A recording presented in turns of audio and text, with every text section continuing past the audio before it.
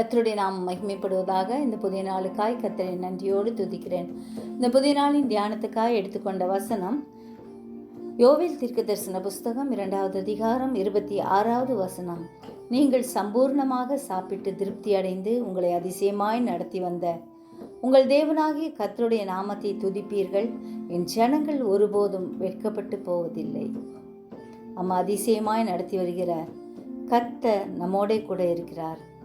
மலைகள் விலகினாலும் பர்வதங்கள் நிலை பெயர்ந்தாலும் ஆண்டவருடைய கிருபை ஒரு நாளும் நம்மை விட்டு விலகாது.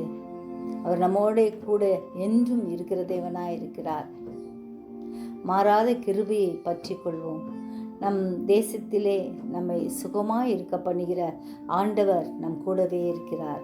மிருக ஜீவன்களையும் பறவைகளையும் போஷிக்கிற ஆண்டவர் நம்மையும் நித்தமும் நடத்துவார். மகா வறட்சியான காலங்களில் ஆத்மாவை திருப்தியாக்கி எலும்புகளை நினமுள்ளதாக்குவார்.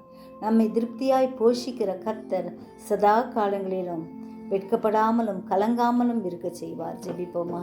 ஜீவிக்கிறதா நல்ல இயேசுவே, இந்த அருமையான நாளுக்காய் நன்றியோடு ஸ்தோத்திரிக்கிறோம். எங்கள் ஒவ்வொருவரையும் உடைய கரத்தில் பூரணமாய் ஒப்பு கொடுக்கிறோம் ஐயா. எங்களை நடத்தி வருகிற ஆண்டவருடைய அதிசயமான செயல்களுக்காக நன்றி செலுத்துகிறோம். சிறியோர் முதல் பெரியோர் வரை ஒவ்வொருவரையும் பாதுகாத்துக்கங்க.